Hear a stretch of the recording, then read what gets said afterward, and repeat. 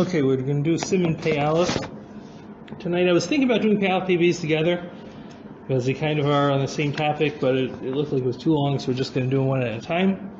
And basically, we're going to discuss these three shitos that we've been discussing in previous year, the three shitos of what is the relationship between the lav of Bal Yoram Bal Yomatzei and the Aseh of Tashbisu.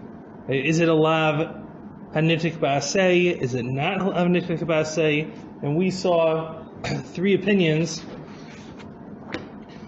quoted so far, and they are the sheet of the Ri, which is the Ri Balatosos, that he holds that you're allowed to keep chametz on Pesach as long as you're eventually going to get rid of it, and then as long as you're eventually going to do the mitzvah of Tashbisu. And if you do the mitzvah of Tashbisu, so retroactively it turns out you didn't do any Isser at all. That's the Shita of the Ri. The Shita of Rashi is that it is a Lav Hanitik Ba'aseh, but the explanation of Lav Hanitik Ba'aseh means that if you do the Aseh, so then you won't get Malchus. But not that you didn't do an Isser, so therefore a person that keeps Chametz on Pesach, even if he destroys it later, was still over the Isser of Bal Yoram Bal Yomatzei according to Rashi. And then we saw the sheet of the Rambam, that the Rambam holds that there's no such thing as Tashbisu fixing up the lav of Bal Yoram Bal Yomatzei. Bal Yoram Bal Yomatzei is a regular lo saseh, which it's shayach to get malchus for. It's just usually you're over that isser without doing any maisas, and there's no chi of malchus. But if there would be a way of being over the isser, for example, with a maisa, for example, he buys it on Pesach, or he made chametz on Pesach, then he would get malchus, and the fact that he destroys the chametz later is not going to save him from that isser at all. So those were the three opinions. So the first, so the Siman Pei Aleph, which is what we're going to do tonight, discusses Shitas Ri, which is the Shita that holds that the Aseh of Tashbisu completely erases any Isser that he did before that point. That's what we're going to discuss tonight. And then Siman Pei Beis is basically discussing the sheet of the Rambam, which we'll have to probably save, or we will save for next week, because I didn't print out the notes, so we're not going to do it. Okay, so we'll start off with seeing the sheet of the Ri inside the Tosos, which is Os Aleph and the Mara Makomos, which is Tosos and Psachim Daf Chav Tes Amud Beis, Divrei Amaskal Rav Ashi. So Tosos over there is discussing that which the Gemara says, that there's a chiv me'ila on chametz. Me'ila would be if the chametz is hektish, it belongs to hektish, a person was maktish the chametz, and then he uses it without redeeming it from hektish, so there's a chiv of me'ila. Now chiv me'ila is only a situation where a person got a benefit worth a pruta from the hektish item. Since chametz we generally assume is an Isser Hana, so it doesn't have any value. So how could there be a Chi of Me'ila? The Gemara explains that there's a Chi of Me'ila according to the Shita of Rav Yossi Haglili. Since Rav Yossi Haglili holds that you are allowed to get benefit from chametz on Pesach, so therefore there could possibly also be a Chi of Me'ila. And Tosas proves from here, Umikan, Mochiach Ri. The Ri proves from here, Shahameshah chametz bePesach, a person that keeps chametz on Pesach, v'daitu levaro, and his intention is to burn it, Eino over ba'osa shehiyah. He's not over any isser by keeping the chametz. Di amrit over, if you're going to say that he does get an isser, akati amai mal. So then still, why should there be a chiv of me'ila Rabbi Yossi according to Yossi Haglili? Hamiyad kishayifta oso hu shalo. As soon as he redeems it, it'll become his. Hu motor of Yossi deshalcha iataroa. Rav Yossi Haglili agrees that there's an Isser of Bal Yoram Bal Yomatzei. That's a pasuk in the Torah. He doesn't disagree with that Isser. Ella, so therefore what's Rav Yossi Haglili saying basically is you're allowed to get benefit from someone else's chametz. So I'd say a guy has chametz, you could go get benefit from it. So you could take if it has nice smell, you could go smell it. If he lets you feed it to your dog, you could feed it to your dog. You can't have your own chametz on Pesach. That's an Isser in the Torah. Rav Yossi Haglili just says you get benefit from someone else's chametz. Therefore, what? Elevade lo aver. It has to be that you're not over the Isser. Because if you're over the Isser, so then you can't redeem it.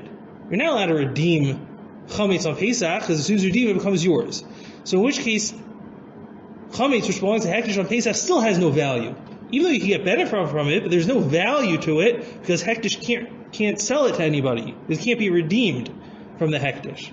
So rather, Tosfos wants to see from here that I'm allowed to keep the chametz as long as I'm going to burn it eventually. So therefore, I would have the ability to redeem the chametz from hektish, get whatever benefit I want from it, right? Use it as a doorstop or whatever it is I want to use it for on Pesach, which I'm allowed to do, according to Rabbi Yosef Glili. And then just before the last day of Pesach, I'll burn it.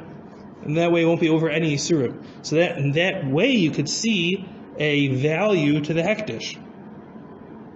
The time on the reason would be, right, why would you not be over an Isser if you did it in this way? Mishum delo yirah, you need to take asay, because the Isser bal yirah is uprooted by the asay of tashbisu. Over kishim avaro b'sof, and therefore there's no Isser as long as you eventually get rid of it. Okay, so that's the statement of the Ri. Now we have a few questions on the Ri, and we're going to see also maybe some Gemaras that seem to be a proof to his Shita. The first question of the Shagas Aryeh is from a Gemara himself in Daf Vav Amud Aleph, which is the second of our Makom, and it's really the Mishnah. We've seen this Mishnah before, and the Mishnah says as follows: Kitzad mafrishin challah b'tum b'yontiv. How do you separate challah that's from a dough which is tummy on yontif? Because yontif, as we explained, you have a problem of you can't destroy it on yontif, and you can't bake it to prevent it from becoming chametz if you're not allowed to eat it, right? Since it's challah, which is going to be tamei. So what are you supposed to do with this dough? How do you separate challah from it? So we saw three shitas. We're going to see it again now inside. Rabbi Eliezer says lo tikra l'shem ad tofa, bake everything at once, and then afterwards separate challah. Ben Beseir Omer Tatel B'Tzorin. Ben Beseir says if you put it into cold water, that'll prevent it from becoming chametz. Rabbi Yeshua says lo zehu chametz shemazhir alav v'al yirah b'yamatzei. This type of chametz you won't be over the Isser because it's not yours. Ella mafrishasa, you separate it for challah umanichasa ad erev, you leave it until the evening. If it becomes chametz, so chametz not a problem. Now, according to the Ri, that as long as I destroy my chametz eventually, that I'm not over the Isser of v'al yirah b'yamatzei. So then, what's the issue with this dough on Pesach? I'm going to take off a piece of dough for challah, and I'll leave it, and I'll let it become chametz. Even according to the shitas that it is considered mine, like the shita of Rabbi Eliezer, that it could be over the Isser by leaving it, so I'll leave it. I'll be in the interim over the Isser by Rabbi Eliezer, but according to Tosfos, as long as my das is that when Chol Moed comes around, I'm going to then destroy it, so then I wasn't really over the Isser at all. So what's the problem? Why does Rabbi Eliezer have to give this eitzah, and Rabbi Yehuda has to give that eitzah, and Rabbi Yeshua has to say the only reason why it's okay to leave it to become chametz is because it's not considered like it's mine? Even if it was considered mine, according to the Ri, I can leave it as long as my intention is that when Yontif is over, I'm going to destroy it, which is what you anyway have to do with Tamei Challah. So what should be the issue over here? So a possible answer that we could say for Tosfos is that we're talking about Yontif Acharon. Right? There's 2 days of Yontif on Pesach for us that live in Eretz Yisrael. First day and the last day. So on the first day of Pesach, I could still be Mekayim the mitzvah of Tashbisu during Chol Moed. But if this happens on the last day of Pesach, I'm baking matzah, so then matzah Yontif, I'm going to burn it. There's no longer a mitzvah of Tashbisu. Tashbisu is only through the Yontif of Pesach. So once I wait till after Pesach is over, I'm not going to be able to do the mitzvah of Tashbisu, in which case the fact that I had the chametz on the last day of Pesach, I was over the Isser of Bal Yirah Bal Yamatzei, and I have nothing to fix it up with. So that would be a possible answer for Tosfos, but the Shagas Aryeh doesn't like this answer, because it doesn't seem that way from the Mishnah. The Mishnah should have explained that we're talking about Yontif Acharon. If it's a din that's specific to Yontif Acharon, so don't just say, how do you separate Chal B'Toma B'Yontif? Explain that we're talking about Yontif Acharon, because Yontif Rishon is a whole different din. The fact that it just says Yontif would imply that the same thing would apply Yontif Rishon and Yontif Sheni. And therefore we would leave this, according to the Shagas Aryeh, as a question against the Shita of the Ri. Another question against the Shita of the Ri is from a Gemara in Makos. Now, the truth is we're going to give a series of proofs against him that all are based on the following idea. And the idea is that Tosfos says the reason why it gets rid of your Isser retroactively is because it's a Lav HaNitek L'Aseh. Lav HaNitek L'Aseh means you have a Los Aseh, and then Keneged that you have an Aseh which can fix up the Isser. And we have many different mitzvahs like that. And Tosfos seems to be telling us that in that type of situation, the original Isser is completely removed once I do that Aseh. That's what Tosfos seems to say. The Shagas is going to bring many proofs that it doesn't work that way. Lav HaNitek L'Aseh, as we saw in Shitas Rashi, right, that Rashi, he agrees that Bal Yoron Bal Yamatzi is a Lav HaNitek L'Aseh. He just holds that just saves you from Malchus. It doesn't erase your Isser that you did. So he's going to prove this from many Gemaras that that's the case. So the first Gemara we're going to see, and this is the main source for Lav HaNitek L'Aseh, we're going to see from there that it only patches you from the Malchus. It doesn't take away the Isser. That's Malchus Daf Yud Gimel and Beis, the third Mara Makom, and it says as follows. Ksiv, it says in the Pasuk. It's really the second line there, I guess, of that Mara Makom. Ksiv, it says in the Pasuk, Kimlo Tishmor La'asos is called Divrei Torah Azus. If you're not careful to do all of the mitzvos, Uksiv, and it says after that, the Hafli Hashem es Malchus, HaKadosh Baruch Hu will increase your punishments. Hafla zu in Yodei Amahi. I don't know what this hafla is. Kishu Omer, since we have another passage which says v'hipilu hashofet v'hikau ufanav, that the shofet bends him over and gives him the malchus. Havi Omer hafla zu malchusi. So we see that hafla is malchus. That's the idea of the hifla shemas malchus. That refers to the actual punishment of malchus abesi. Let's skip down a little bit to ihachi, because there's just a lot of things here that'll just kind of confuse us. So ihachi, if so, just skip down one line. Chavi asei nami, then the same thing should apply to chiv asei. And also chiv asei should have malchus, because the pasuk says kol divrei haTorah hazos seems to get malchus, and we know it's not true. Only a chiv lav gets malchus. So they bring the rayas why the asei is not included. I'm just skipping a little bit down, and then ihachi, another 3-4 lines down. Ihachi lav she'im bo maisa nami. Also, lav she'im bo maisa should also get malchus because it's not an asay, and we exclude that assays from whatever drushes we brought through, which are not important for our discussion. So the Gemara says lasus ksiv. So there's lav she'im bo maisa, right, from lasus, and then lav she'im asay nami. Also, lav she'im asay should also be chayiv malchus. And we answered dumya de lav de chasima. The reason why a lav shenik l'aseh doesn't get malchus is because it's not similar to the lav of chasima. What's the lav of chasima? The isser to muzzle your animal while it's working with things that it can eat, like threshing wheat or something like that. You can't have the animal muzzled. You have to let the animal eat from that which it's working with. So that's the isser, which is juxtaposed to the chiyuv of malchus. And we learn from there that in order to be chayiv malchus, it has to be a lav which is similar to the lav of chasima. And therefore, it can't be a lav hanitik basei. Hashadas al-haki, Gemara says, once we have this svara, kulhu nami dumya de lav de chasima. The reason for all of them is because it's not similar to lav chasima. That's the reason why an asay doesn't get malchus. That's why a lav she'im bo maisa doesn't get malchus. And the reason why a lav she'nik l'asay doesn't get malchus, all three of them, the reason why they don't get malchus is because they're not similar to the lav chasima. Right, only with Hestra. So what the Shagai wants to prove from here is the source for why lav shenik basei doesn't get malchus is the same source for achiv asei and for lav shenik b'maisa. Now, achiv asei and lav shenik b'maisa, certainly there's an isser, right? Even though he doesn't get malchus, he was over the asei, and there's nothing to fix that up. He was over what it said in the Torah. Just as an exclusion, he doesn't get malchus. Same thing with the lav shenik b'maisa. We don't say just because there's no maisa, there's no isser. Torah said it's hasser. Just we're learning from this lav de chasima that doesn't get malchus. So the same thing with the lav hanitik basei. Lav hanitik basei is not like lav de chasima, so you don't get malchus, but of course you're over the isser, just like all the other things in this list. That's one proof of the Shagas Aryeh. Another proof of Shagas Aryeh is that we know one of the prime examples of a lav hanitik basei is gezel. If a person steals an item, So then there's a mitzvah to give it back. So he doesn't get malchus for stealing. All he has to do is give back what he stole.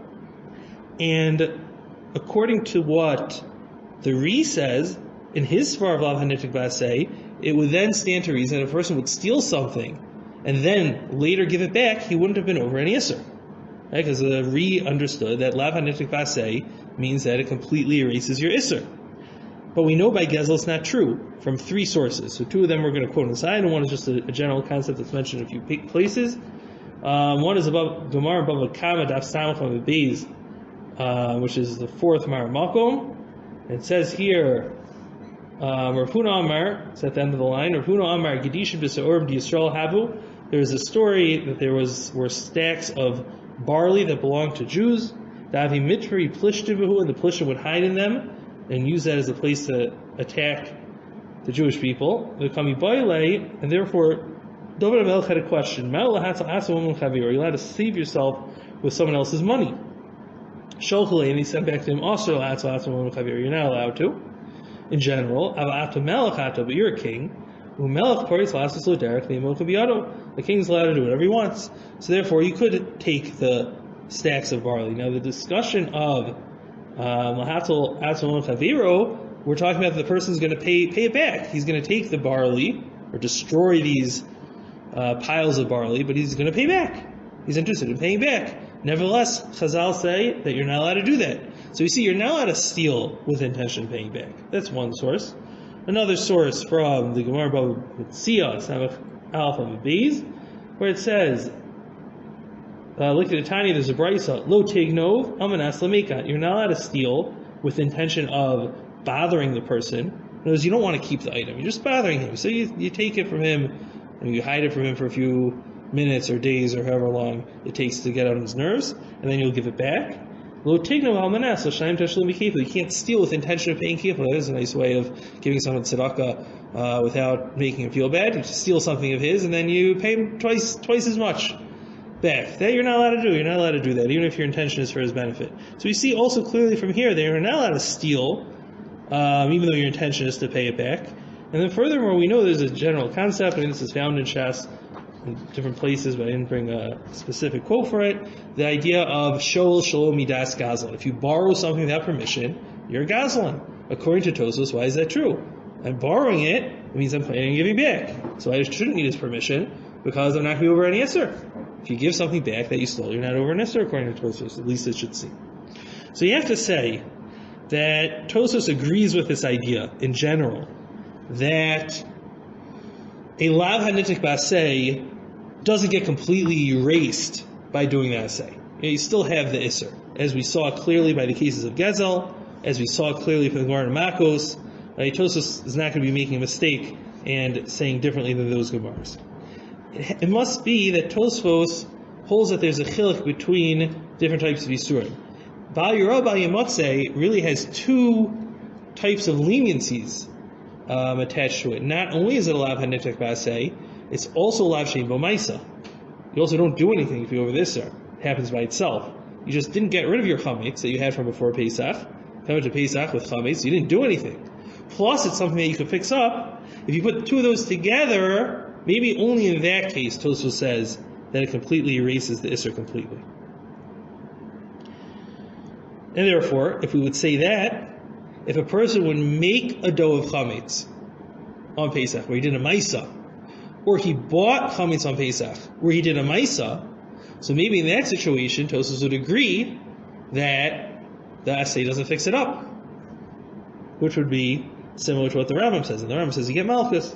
Shaksai seems to put it together, but they wouldn't be completely aligned because the Rambam says he would get malchus. According to Tosfos, maybe you wouldn't be able to erase the Isser, but you certainly wouldn't be able to get malchus for it if you fix it up with your assay. But either way, in that situation, it would be over the Isser. The problem is that you can't really explain Tosfos that way either, because what was Tosfos' whole basis for the Shita? The basis for the Shita was the case of Rav Yossi Haglili saying that there's a chi of mi'ila on chametz of hektish because a person can redeem it, and according to Tosfos means it has to mean that he can redeem it and use it without being over an Isser. So it must be he can redeem it, use it and then burn it, and won't be over any Isser. But redeeming the chametz is the same thing as buying chametz on Pesach. He did a maisa to bring the chametz into his rishus. So therefore, Tosfos, even in a situation where he did a maisa to be over the Isser of Bayar Bayamatzeh, still says that he can completely erase that Isser by doing the mitzvah of Tashbisu later on. So therefore, this explanation to passively answer up Tosfos, we see seems to fall flat. So the Shagas Aryeh leaves this also as another strong question against the sheet of the Ri. Sometimes they change Ri Tosfos, here is the main Bali Tosfos generally. There's another question, which is really a question only within the Ri L'Shitaso, and it's based on a Gemara in Pesachim Daf Hey Yom Aleph, and that's the 6th Maramakom that we say over there. Rabbi Kiva Omer, Rabbi Kiva says, Eino tzarech, we don't need it, we don't need whatever drasha was said before that in the Gemara. Harehu Omer, we have a different drasha, and we're talking about how do we know that Tashbisu begins Erev Pesach. I think we maybe saw this Gemara one of the previous shurim, or at least maybe a different drasha about this topic, and it says Achim Harishon Tashbisu So Arvi Batechem, says you have to destroy chametz on the first day of Pesach. At least that's the pashtus of the pasuk. Uksiv kol malacha yasavehem, but you're not allowed to do malacha on the first day of Pesach. Umatzinu lahavara she'av malacha. We know that burning is an av malacha, right? So therefore, says Rabbi Kiva, that proves that you're not destroying chametz on the first day of Pesach. It must be you have to destroy it erev Pesach. Amar Rava, and we're skipping down to the last of the wide lines there. Amar Rava, Rava says, Shma mina Rabbi Kiva tlas. There are 3 things we learn from Rabbi Kiva. Shma mina, one thing we learn is a bir chametz el shrifa. He holds you can only burn chametz. There's no other way to get rid of it, because according to the Shitas, you can get rid of it in other ways. There are ways to get rid of chametz that's not a malacha. Ushma mina, the second thing we see is havar l'chalik yatzas. That havara is l'chalik, basically meaning that burning is an av malacha, that there's a chiyuv for, and there's a shita that it's not. Ushmamina, the third shrine, which is the one we're going to focus on for our purposes, is lo amrina and hoel v'hutra havar l'tzorech hutra nami shel l'tzorech. We don't say the concept of since I'm allowed to burn for permitted purposes on Yontif, I'm allowed to therefore burn for other things. And the idea behind this hoel is really the only malacha that's mutter on Yontif is malachas ochel nefesh, right? Things that you're using to make food with. Burning is a type of malacha that you need to do in order to make food. So you're allowed to burn wood in order to make a fire, in order to eat food on Yontif. That would be permitted. So perhaps you could also burn your chametz. That would be hoel. Burning the chametz is not a tzarech ochel nefesh. It doesn't help me eat on Yontif. But since this malacha is mutter for ochel nefesh, therefore I am allowed to do that malacha completely on Yontif. And this is a concept that we use on Yontif. The main example that everyone's very familiar with that we use this for is for carrying. You're allowed to carry on Yontif for food purposes. We say, well, once you're allowed to carry for food purposes, you're allowed to carry for all purposes. Rabbi Kiva clearly doesn't hold that way, because he doesn't let you burn your chametz on Yontif, even though you're allowed to burn in order to make food on Yontif. So he doesn't hold this concept. Now, even those that do hold this concept, according to the Shita of the Ri, there's a machlokas about this, but according to the Shita of the Ri, even those that hold that we do say this concept of hoel, it's only if there's a tzorech on Yontif. Because you can't do a malacha on Yontif that you don't need at all, just because that same malacha is mutter l'tzorech ochel nefesh.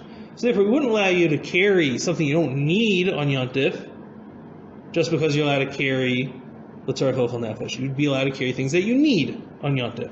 It doesn't have to be a food need, but it has to be a need. It has to be a Yontif need. Now, if that's true, so then burning chametz on Pesach, according to the Shita of the Ri himself, is lo l'tzorech klal. There's absolutely no reason to burn my chametz on Yontif, the first day of Yontif, because I could just as easily burn my chametz on Chol Moed. Aren't I over the Isser of leaving the chametz from the first day of Pesach Chol Moed? According to the Ri, you're not over the Isser, because as long as I eventually burn it, I take away the Isser. So therefore, we see from here that there's no tzorech at all to burn the chametz on Yontif, according to the Ri. If so, why would Rava connect the Shita of Rabbi Kiva to the Shita that doesn't say Hol. Even according to the Shita that does say Hol, he wouldn't be able to burn the chametz of Pesach. So that's a third question that the Shagas Aryeh leaves on Tosfos. Because of all of these questions, so the Shagas Aryeh says that we don't hold like this Shita the Ri. And he also brings from a Tosfos somewhere else. It wasn't 100% clear to me that it seems from that other Tosfos that the Tosfos, whoever put together that Tosfos that he's referring to, does not hold of the Ri in this particular detail. He also brings that the Rosh and the Tur, who in general always are bringing the Shita of the Ri, don't bring the Shita at all. So he understands that because of these questions, this opinion is completely not accepted. That's what the Shagas Aryeh says. Now, before we end this year, we do have to discuss one more thing, and that is a Gemara in Chulin, which very much seems to be like the Shita of the Ri. Right? So if we're going to dismiss the Ri, so we're going to have to explain this Gemara. So the Gemara says as follows. It's a Gemara about Shulach Hakim. Tishalach, you have to send away the mother bird. And it's Os Zayin in the Marakomos. Ainli Ella Lidvar Rishus. I would only think you have to send away the mother bird if you're doing Lidvar Rishus. You just want it for a regular purpose. Lidvar Mitzvah Minayin. How do I know if I need the bird for a mitzvah? I still not allowed to take the mother bird. Talmud Lomar Tishalach Mikol Makom. Therefore, the pasuk says you have to send it away no matter what. Amrli Rav Ava, greater of Yosef, Bar Rav or Kahana. The only reason I would think that the only reason why I need to send the mother bird away and I can't just take it for my mitzvah is because of a pasuk. The pasuk has an extra word to shalach to teach us that chiddush. Halav hachi, without the pasuk, havamina lidvar mitzvah lo asa havamina lo. Without the pasuk, I would have thought that for a mitzvah there's no isser and I could take the mother bird. Why is that true? Asay v'los asehu. It's an asay and a los asay. It says you're not allowed to take the mother bird, and it says you have to send it away. So I'm going to do a los asay and be over an asay in order to do a mitzvah with a bird. Ve'in asay do los asay v'asay. Asay can't push away a los asay and an asay. And so there should be no havamina that can take a mother bird from the nest in order to do a mitzvah. So the Gemara says lo tzricha. No, we need it for a case. Da avar v'shakalaim. The lav avre. Talking about a case the person already took the mother. So he was already over the Isser. Asehu de'ika. He only has an asay. Lacey asay, v'lidki asay. So then maybe the asay that you're going to do with the bird could be docha the asay of having to send away the mother bird. Right? The Isser of not taking it, it's too late. So we're only left with an asay. So the chiddush of the pasuk is that we don't push it away. The Gemara asks, Hani chalaman ditani kimu v'lo kimu. That only works according to the shita of kimu v'lo kimu. Elaman ditani bitlu bitlu kam v'lo shachta lo avri l'laf. So this gets into that machlokes that we discussed in the previous year of kimu v'lo kimu, bitlu v'lo bitlu, which is very complex, but we'll just try to simplify as much as we can. Is there's two opinions when you have a lav hanitik basei. At what point is he over the lav? Right, so for example, in this case where he took the mother bird, he then has to send the mother bird away. If he sends the mother bird away, so then he fixes up his lav, which that's what we're now discussing. How much is it fixed up? Is it fixed up that he's not over at all? Or is it going to be fixed up that he was over, he just doesn't get malchus?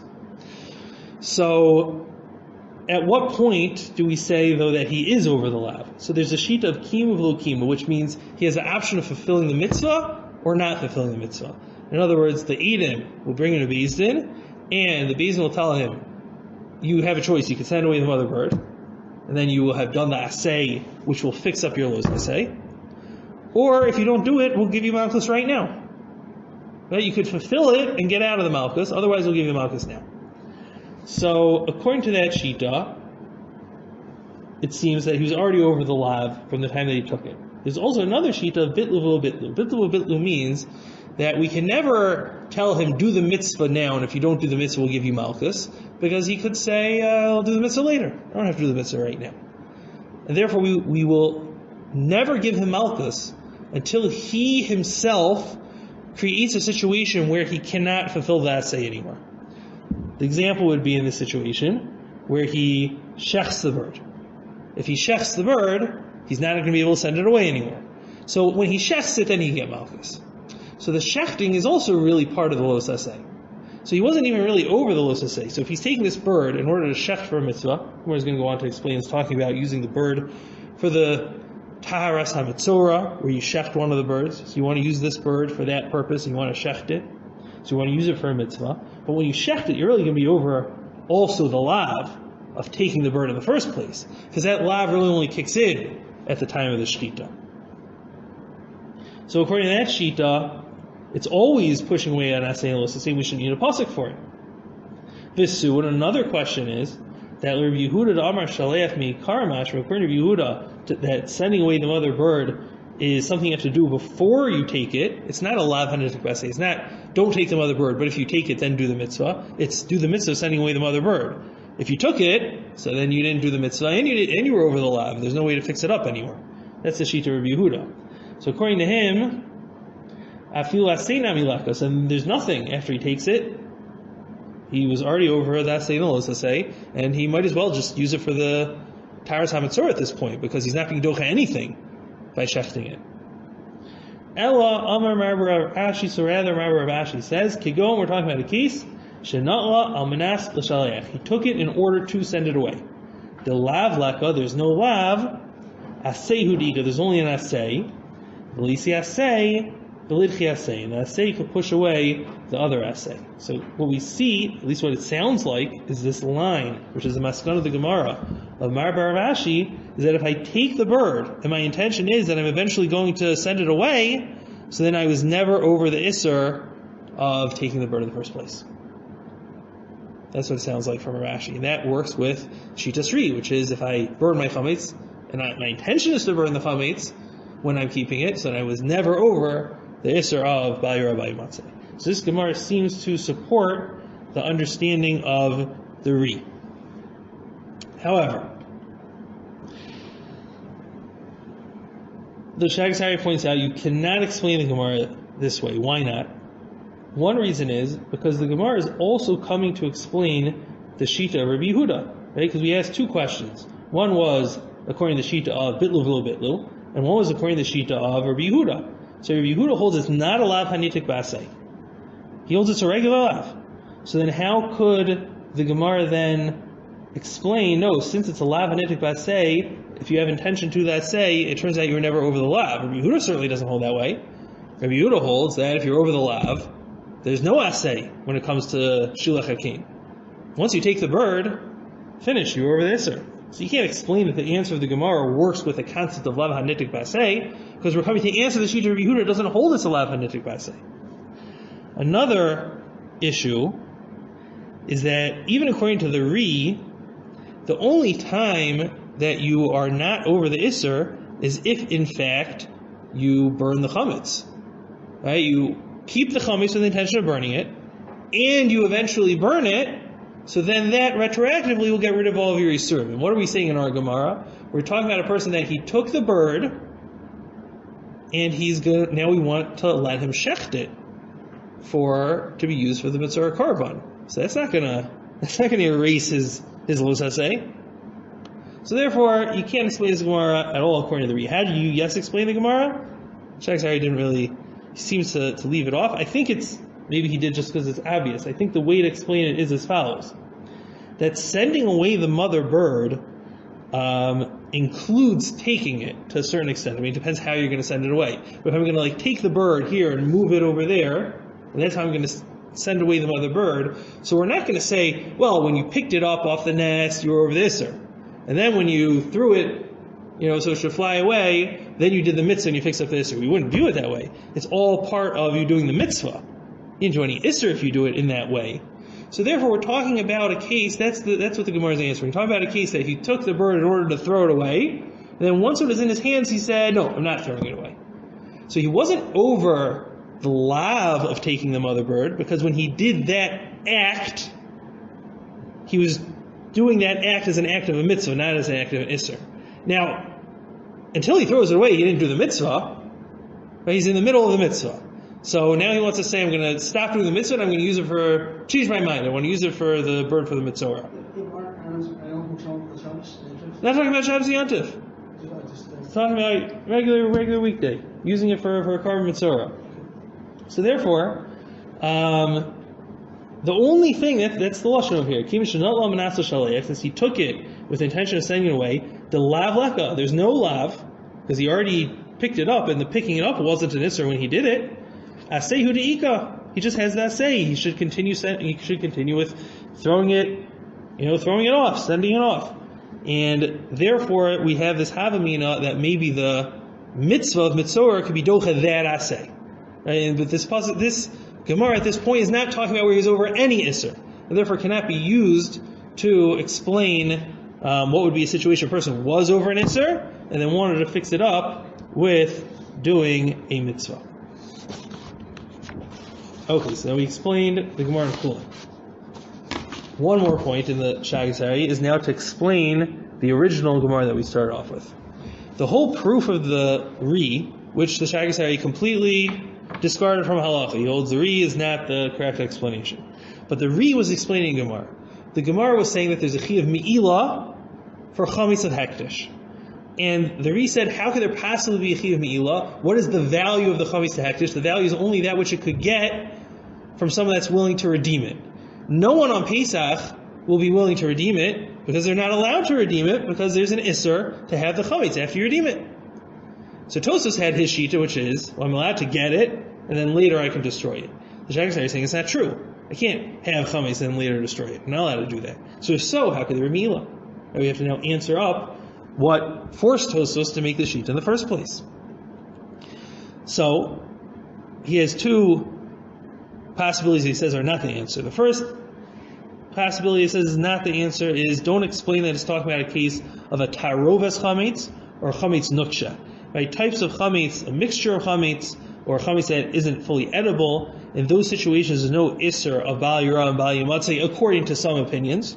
Right? So maybe we go with those opinions and say that there would be no isser bal yira bal yamatzeh. So therefore, the case of mi'ilah on Pesach would be that hektish has something which is a mixture of chametz in it, and I can therefore redeem it from hektish and use it on Pesach according to the sheet of Yosei Aglia. There's no isser hana. Also no isser bal yira bal yamatzeh because it's not chametz be'en, it's not pure chametz.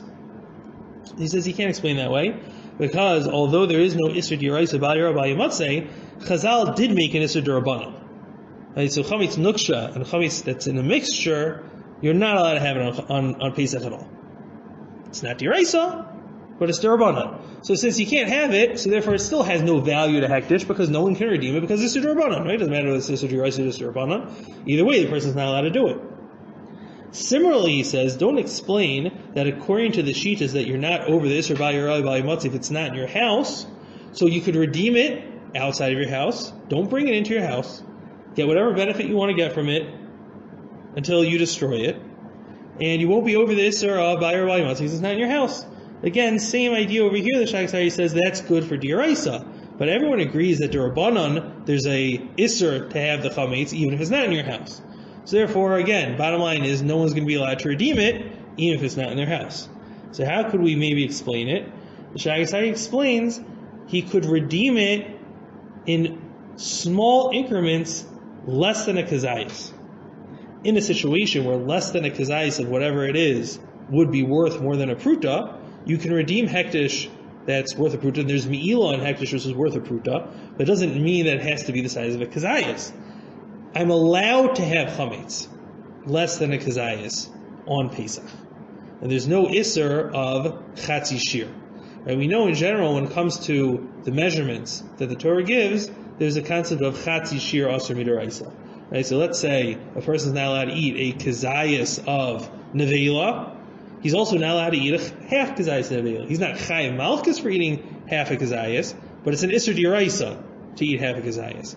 So Shagged wants to say when it comes to bal yira bal yamatzeh, there's a chiyuv if he has a kazayas of chametz.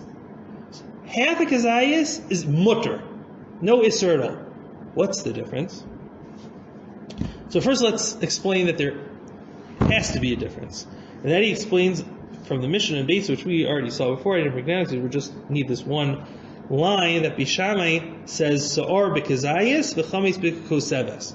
If you remember, we saw that Bishamai says that when it comes to Bayar Bayimatzeh, the shear for having chametz is really a kigrogeres, a larger shear than a kazayis. And only for Sa'or, you're over you're chayiv if you have a kazayis. Now, what nafkamina does this have at all? If we would say that chatzi shear is aser midaraisa. According to Rashi and Tosfos, there's no chiyav malchus on Bayar Bayimatzeh because it's lav and nitik basei. So there's no malchus on this issue. So we're just when we talk about if the chiyav is a kazayis or the chiyav is a kigrogeres, the only nafkamina is going to be if there's only an isser on the proper shear. But less than a shear, there's no isser, because if there's an isser even on a kol shehu, and there's never malchus, so then what do I need a shear for? Maybe the shear doesn't do anything for me, because even less than a shear is aser, and even more than a shear, there's no malchus. So then what's the shear? The fact that there is a shear tells me that there's no isser at all if it's less than a shear. Now, why is that so? If we know the concept generally is that chatzi shear aser midaraisa, if I have even a little bit, even less than the amount, it's still an isser diraisa. He explains it's only when it comes to eating. And the reason is because the Gemara says the reason why chatzi shear aser midaraisa is because chazil it's terufa, it's the lashon. It can be combined. Because as we know when it comes to the Yisuri Achila, there's a certain time period where if I eat the kazayas in that time period, so then there's a chiyuv. So therefore, if a person eats half a kazayas, he can eat another half a kazayas and it would combine with that first kazayas to make him chayiv. Since it could combine with the first kazayas to make him chayiv, so therefore it's aser, even if he didn't eat the second half. But that only applies to eating. It doesn't apply to, let's say, owning chametz. If I own only half the shear, so I only own half the shear. It's not chazil strufa. You can't combine with more. I mean, if I would get another half and put it together, so now I have the whole kazayas, I can be chayiv now. As opposed to the eating, where it's the half kazayas and it's gone, and it can still combine with another half kazayas in order to make him chayiv. Here, if I had the half kazayas and I destroyed it, and I bought another half kazayas, I wouldn't be over any iser. I mean, it wouldn't be chayiv. That wouldn't combine to make a shear. So therefore, having the half kazayas of chametz in my house on Pesach is not an isser at all. That's the difference between chiyuv isuri achila and all other isurim. Okay, so that concludes the shear. Let me just do a quick recap, and that is we basically discussed the sheet of the Ri. The sheet of the Ri is: can you keep chametz on Pesach with intent of destroying it later? The Ri says you could. We asked many questions on the Ri. One of the main points that we brought against the Ri is the idea that a lav hanitik basei does not remove the isser generally. It just usually takes away the malchus, like we find by Gezel. And we saw also in other Gemaras that was one major question we had against him. We had the question also from Rabbi Kiva and Hoel. Right, that everyone should agree that you can't burn chametz on Pesach if I could just wait till after Pesach. We then we had discussed the Gemara in Chulin about Shilach Hakin, which seemed to be saying, like the Shita of the Ri, that if I send the bird later on, then I'm not over the Isser of taking the bird. We saw from the Gemara itself that you can't explain that way at all in the Gemara. We had explained the Gemara in a completely different way. And then to discuss the Isser of Me'ilah. How could there be an Isser of Me'ilah on chametz on Pesach if it's impossible to redeem it, because then it would be my rishus? So that's why the Ri says that it's allowed to be my rishus as long as I'm intending to destroy it. And the Shagas Aryeh, his explanation, since we're not going with the sheet of the Ri, is the idea of redeeming it in chatzi shear, and there's no isser of chatzi shear on the isser by.